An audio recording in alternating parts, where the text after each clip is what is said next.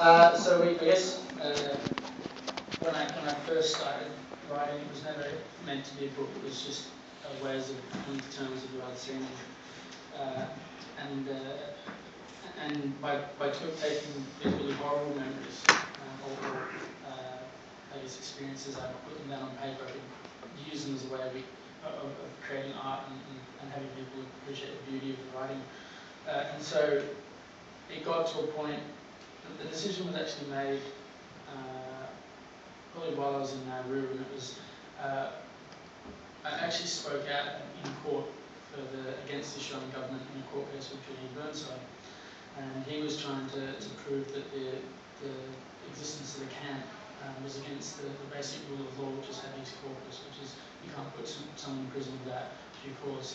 And so they asked me to make a statement, and they gave a witness statement, a statement from the Wilson security guard, the head of Wilson security guard, Wilson Security, who said that the camps wasn't detaining people, and that the fences were there to protect them from construction, not keep them within the confines of the centre. And worst of all, he told, well, for me, was that he was using the excursion program that I'd set up to give the men, to alleviate the mental pressure on the men. He used that as an example of the freedoms they had on Nauru. And so when I saw the work I'd been doing, and as Dave said, it was a constant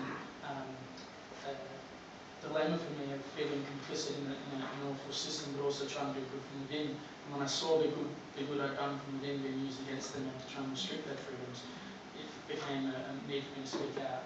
Then the riot happened in July, and having already spoken out once, we had about 30 Salvation Army workers saying we want to say something, and I thought, well, I've already done one thing, so I may as well do the next. And then it just kind of built on from there. So by the time I got to the book, I'd already spoken out so many times. I guess it was just the next step. But I guess we had this idea that the whole point of this policy is to restrict. Well, one of the main facets of this policy is to restrict information, and by publishing the book, they have to then prosecute me, and that would raise more light on the situation. And we didn't think they'd be willing to do that, because I guess one of the concerns they have with this book is that only those people who are already interested or who are of the same level of thinking or the same way of thinking as I am would read it, and so it wouldn't really ever get to the far right of politics anyway. So there's not much risk for them. And then the publishers also said they would sell more books if I got prosecuted. So. Yeah. You need someone to ban it, don't you? Yeah, exactly. Yeah. So if anyone's a school teacher, please ban it. Yeah.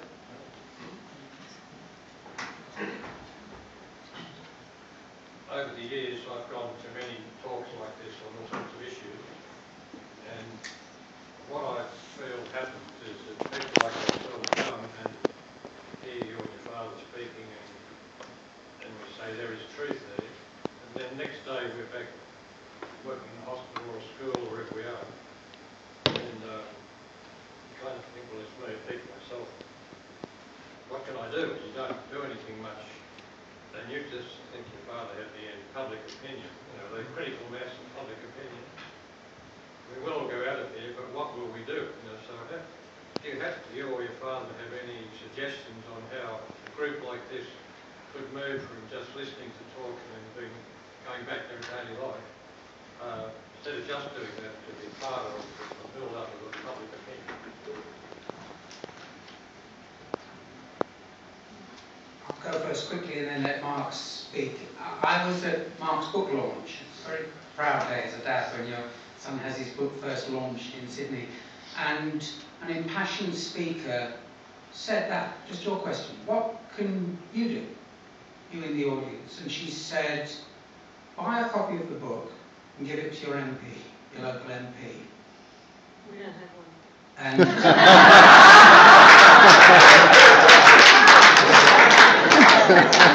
so my local MP is John Alexander, who can read Slazenger, but that's about all, we reckon. And I didn't think there was much good giving it to him, and I just dismissed it. And then I thought, actually, no. I know who I want to read this. It's Tony Plibersek. So I got a copy of the book, I got Mark to sign it. Mark had been to see, if you read the book, you'll see that he'd been to see Tanya Plibersek to tell her what was happening to the health of people on Narrow.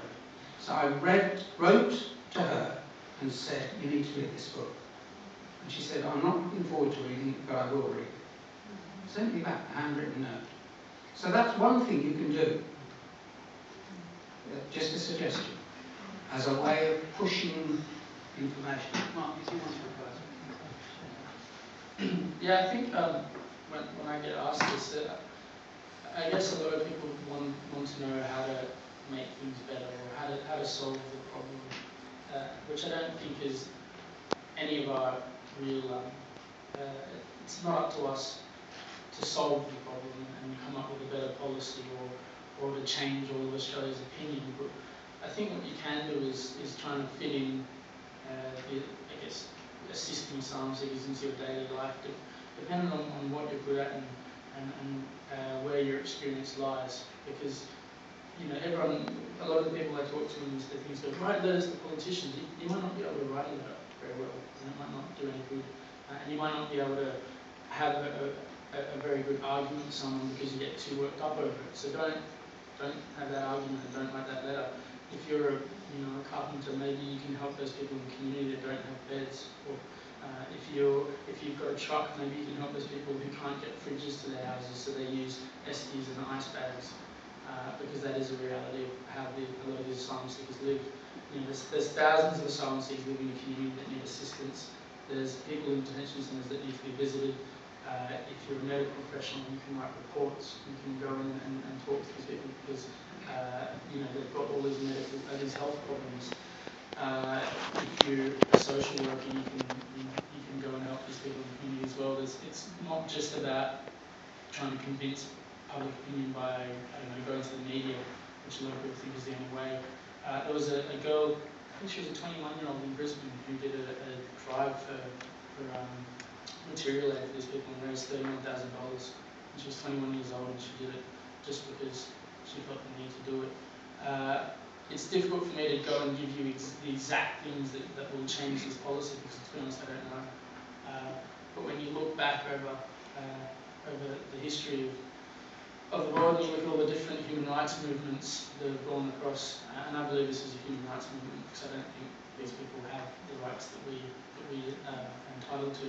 And to try and get these people equal rights is it's a very long process and it may take years, but it's something that we need to focus on and have people with more creative brains in mind come up with ideas. Rosemary? Thank you so very much. It seems to me that the policy of no advantage is actually a policy of fate worse than death, where the deterrent that's out there is such that people would rather not risk their lives, because to risk their lives and survive means it's actually a fate worse than death. So I'm wondering, you mentioned talking about our local politicians. Certainly the local politicians around here from both sides of the political spectrum have said very much in the past that they're, well, maybe not publicly necessarily, but that they're opposed to both parties' asylum seeking policies. Tim Owen, who was our MP locally until a couple of weeks ago, a military commander from Iraq, and he said, let them in. You know, that's probably one of the reasons he's no longer a member of the parliament. But in any case, I'm wondering that in order for this to resonate beyond we here, and I don't think there's be anybody here who would disagree or find this not appalling, it seems to me there needs to be a hook to try and capture the imagination of the wider public who really can easily turn their back on the ideas that you're talking about. As a communications professional, Mark, what sort of hook, what sort of frame? Tanya Plibersek has the same degree you do. She knows about communication. What sort of hook do you think that we could actually use to communicate with our colleagues in our workplaces who may not be here because they actually don't necessarily think this stuff? They may think that this is an important policy because of the bumper stickers they see that we're full, or that this is unfair, or it's un-Australian because people are jumping queues. What hook do you think we can actually use to resonate with the wider community who are not here in terms of the communication that we need to be doing? I was just reading in a Dutch paper yesterday there's going to be about 350 asylum seekers temporarily put in tents until their accommodation is finished. And I saw some of the comments saying that they shouldn't build an accommodation for people, we should leave them in the circumstances that they're used to. We see asylum seekers and refugees in camps, just like we saw the Jewish people in concentration camps. That's the mental images we've got. But they come from normal houses and neighborhoods. They're just normal people like you and I. Maybe that's the hook that we can show people that don't show always the concentration or the refugee camps and everything. Show where they come from, what skills they have, what abilities they have, and show them that they're not them. They're just like us. And I think maybe that's the thing that Australian people need to realise. Yeah, I think that for me there are a few things that need to be done. And the main purpose is to re-establish asylum seekers as people in Australia, because we don't see them treated. We treat them worse than we treat our own animals. And a lot of the opinions really they just disregard the fact that they are people. And I think it starts one with politicians. It starts with the idea that we keep these people out of sight, out of mind. We dehumanise them with the language we use. Dave actually told me a great story about Denmark in the midst of World War II. And the Germans asked the Danes to put yellow stars on all the Jews in Denmark. And so the next day the King of Denmark wore a yellow star. And all the Danes wore yellow stars in solidarity. If we could have that kind of leadership, I think that would be magnificent. I don't think we can get that. So what it needs is a number of things. It needs enough Australians to show that we care about asylum seekers enough to convince the politicians. Because I think a lot of the politicians I speak to are in agreement that this is horrible policy, but they say that this is what the Australian people want. And so we need enough Australians to show the politicians that it's worth the votes to change the policy. I think the way to convince Australians to do that is to give asylum seekers a place and a voice. And there's a couple of things to do that. I'd love to see more asylum seekers or refugees in just national television.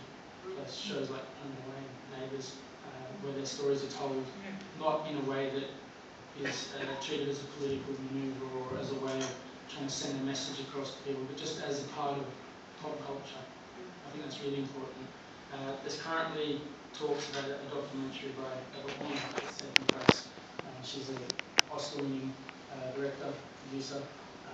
She made Takes Us to the Dark Side, if any of you have heard of it. She's tackling putting asylum seekers on the big screen, which I think would be extremely important.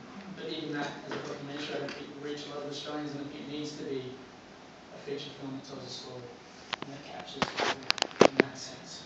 I think from my communications background, what I would suggest and really try and advocate for this idea that we can see these people in our pop culture, and I think what's also really important to note is that we're starting to have asylum seekers who were in our as children, and they're now adults and they're speaking up, and they're part of our communities, and they're working with us, and they're talking about their experiences, and they're within Australia, and I think they're starting to have a voice, and people are starting to meet them and realising what the impacts of detention can have on as a human effect. This is just a brief comment, so if I go on too long, shoot me. But there is one, like back to that first chap's question, there's one thing that we can do. We have the advantage of not being apathetic. So you can have like a small group of people that can kick off a campaign, such as the boycott investment in Transfield. And this is currently, I think, University of Sydney and University of Melbourne, the uni super branches there have agreed not to invest in Transfield. That's a slow process, but it's something that once it gets rolling, it's practically unstoppable. And in a way, it then sort of like, it more or less tells the silent majority, this is the way to go. And there's another thing, very briefly, and that is crowdfunding worthwhile initiatives. And one of these, and a delicious one, is called the Good Samaritan. It's a vessel which is currently, I think they need about 900,000. They hope to have this boat operational early next year, and it will actually sort of hang around in the sea and actually pick up asylum seekers and give them care. And hopefully, maybe even Clive Palmer might fund it. I think there's a really good example of what you can do as an organisation. I've been to 2 events in Newcastle, and they've both been organised by Nico right here.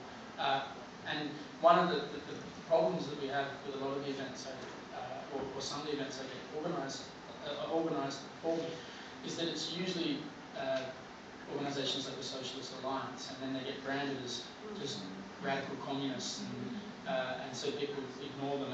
But they seem to be the only ones that organise these rallies and these protests, and so newspapers disregard them because they're just lefties. So I think we can get people who aren't seen as radicals, ordinary Australians, actually organising events and speaking out. That'd be great too. I guess my question is a bit more for David, to theorise a little bit more about where our mass fear is coming from. Because if I get this right, I don't think I was in Australia when this happened, but after the Vietnam War, the original boat people were actually Vietnamese who came to Australia. Seem to be, I don't know if this is true, seem to be much better received on the whole. And then in the aftermath of Tiananmen Square, a lot of Chinese people were welcomed into Australia. So it doesn't seem there's a consistent attitude in Australia. It seems to have waxed and waned. Do you think that there's something to say about it? Yeah, I was thinking about Vietnam in a couple of ways. One thing that occurred to me was the vigorous pro-Vietnam War at the start of it, certainly in the UK when I was there, and I think in Australia as well, and then the complete turn in public opinion to vilifying the war and people who took part in it, which is really interesting, showing that public opinion does change.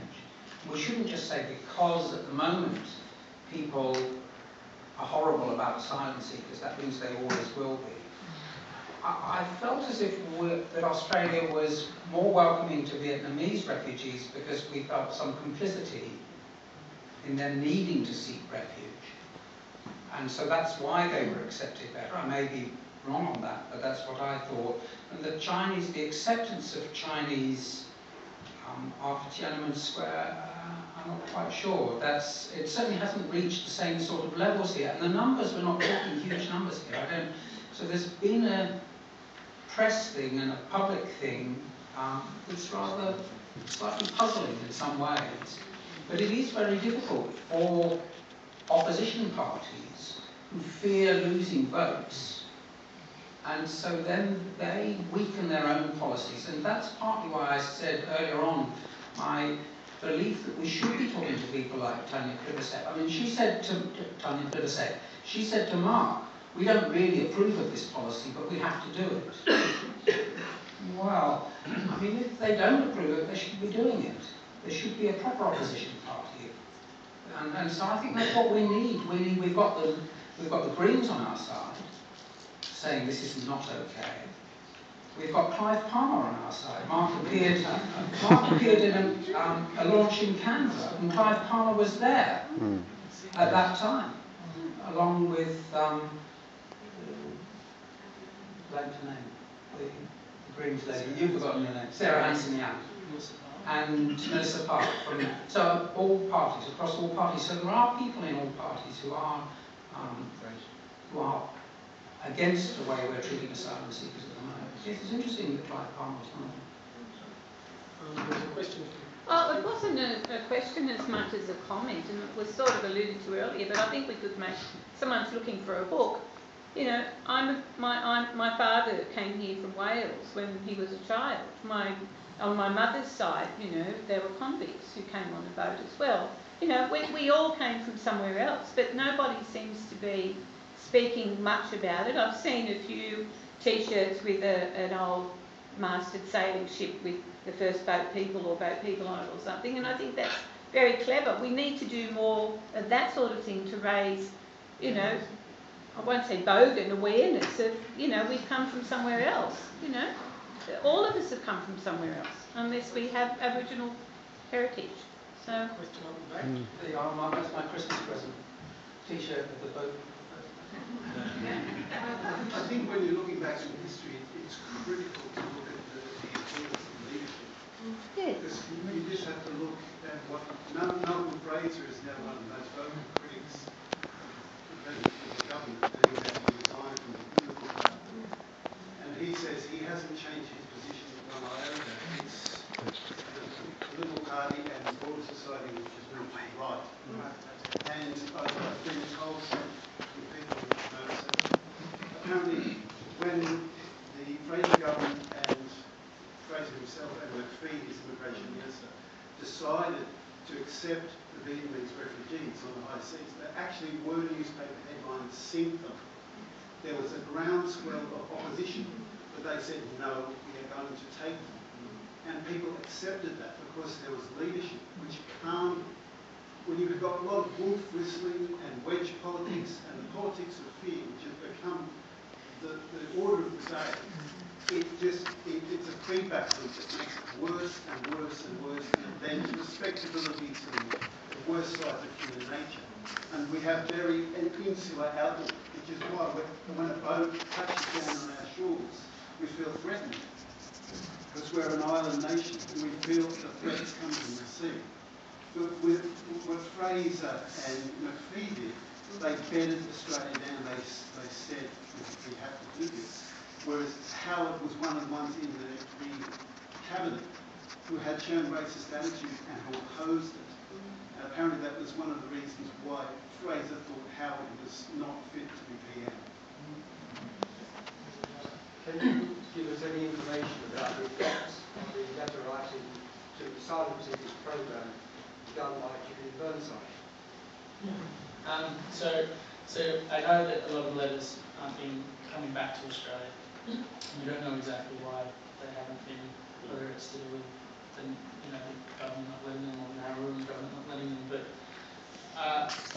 yeah, when these guys, I mean, the biggest fear for a lot of the people in Nauru is that they'll be forgotten, and they think because of the situation they're in, the island they're on, and that they think that this young people don't care and that they will be there forever. That's a big concern there. So when they get correspondence like the letters, it makes a huge difference. So you recommend that people still try to get into that letter writing program? Yeah, without doubt, yeah. We attempted to, but received no response from Julian Burnside. So From Julian Burnside either? No. Oh, okay, he's probably He did smoking. get up. Yeah, he did receive an overwhelming amount of letters, and he actually had to get interns and volunteers to help him cope with the amount of letters he was getting. But I'm sure if you maybe send me after, and I can take you after that. But sending those letters makes a huge amount of difference, and it really it's an amazing amount of support for those guys. So I do recommend getting involved in it. Yes, I think it's important also to focus on the specifics of this. If there were no staff running these places, maybe they wouldn't operate. I gather from what you said that you and, without disrespecting him, the staff were unqualified, inexperienced and without training, those employed by the Salvation Army. Were you subject to a police check?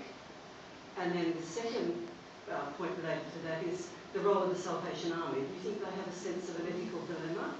And if they pulled out of a contract, what would happen? Would it go to some American company running prisons or what? So I think we also need to look at the actual specifics of this. There are a lot of people involved, and the government is attempting to stop us knowing about it. So we have Australians who have been exported to foreign places to run these camps, and they should also be accountable. And this business with ASIO, we need to call that bluff. But if all of the people who are involved spoke out, and all of the organisations, there has been the action against Transfill, but what about the role of the Salvation Army? For example, if we look at specifics and focus on specifics. So that was one of our biggest dilemmas, was the idea that we were complicit in a system and it wouldn't work if we didn't work there. But in reality, people are always going to work there. There's people that agree with the system, there's people that want the money because it's good money. And so if all the good people who believe that it's wrong leave, and they're left with the bad people who believe that it's right, you end up having a much worse centre. And for all the Salvation Army's errors and as much as I dislike what the Salvation Army did there, they actually also had some really great work. We set up the English schools, the recreations program, which had cricket tournaments and football tournaments. It took me 7 months, but I got a swimming program up that allowed men to swim in the ocean, which would never have gotten up if the Salvation Army hadn't been there, or at least good workers within the Salvation Army. And so I do think it's really important that we have a humanitarian branch or arm there to support the men and to defend their human rights. Unfortunately, what happened with the Salvation Army, in my opinion, is that I think initially they went over there with good intentions, the idea of helping the most desperate of people. But I mean, from the very start, there was a split within the Salvation Army where the Southern Territory didn't want anything to do with it. And so there was only the Northeastern Territory that went over there. So there was already conflict there. I think that they underestimated exactly what they'd be getting themselves into and how big the mission was. And so when they took it on board, the policy got rushed through and the camp got set up and they weren't ready. I think from day one the government bullied them and said, you have to do what we say. And instead of standing up for themselves and having a backbone, they just went with everything the government said because they would risk losing the contract. And it's an interesting thing, so I've just read a book and that's a report with the name that talks about humanitarian work and how humanitarian work is reliant upon the person that pays you. So as much as you want to be a humanitarian worker, you're being paid by the Australian government, whose job it is to make it as bad as possible. So how much good can you do within a centre that's purpose is to make it as bad as possible? But once we were there and with the Salvation Army not supporting the people's human rights, abuses could continue and were unchecked. And so if you're an Australian citizen looking from outside in, then you can say the Salvation Army it can't be that bad. But in reality, the Salvation Army didn't speak out. But I think now they actually lost the contract or didn't accept a new contract, and they're no longer working there. And so we have an organisation called Save the Children who are working with families and children. And we have Transfer, which is an amalgamation of the security and the logistics and the welfare. And they're more or less turning into a circle-like run organisation. And so from what I've been told is the efficiency of the camp is improved and the running of the camp has improved, but the welfare has deteriorated. And so one of the actual points I raised when I was talking about the book is in those early days, it was almost forgivable that it was such a disorganised camp, because now that it's efficient, you've got an efficient system for cruelty. If I could come back on that, I worked with Save the Children in Kosovo. Save the Children was started by a woman, Evelyn Singer, who said all wars are wars against children. I think she'd be horrified to know that Save the Children is complicit in this way. And so I think my point about the Salvation Army is everybody has to be accountable for their actions. And I also think we have to look back. I worked with the Australian Red Cross in Sydney in the late 80s. And that, if I remember correctly, that's when I think it was Keating started changing this system that's got worse and worse every year. Because before then, asylum seekers, or whatever category they were then, got their benefits from the Commonwealth Employment Service and Social Services. And the first step that's brought us to this day is that the Australian Red Cross was asked in their role as supporter of the government to process the payments. So instead of people being in the community getting their payments from the normal services, they were shunted over to a so-called humanitarian organisation, and one colleague resigned at that point, saying that that was not the role of the Red Cross. And so ever since we've had one more step, and now the step is Nauru, the next step will be Cambodia, and maybe Mars, the next one. And slowly, at every point, we've had these government policies, but many of us have been complicit, and many of us have made money from it, and I think all of these organisations have to be called and justified. You may not, you're not allowed to speak officially, and I'm glad that you are. Forget ASIO. People have to be accountable. So there's there's no reason why we can't make Save the Children and Salvation Army and Transfield and anybody else who takes these contracts accountable for their actions. They can't say to us, we can't speak about what they're doing. They have to be accountable to us because it's been done in our names. Some of the asylum seekers in Newcastle are after bicycles, so it would be really neat if we could come up with, say, 5 men's bicycles.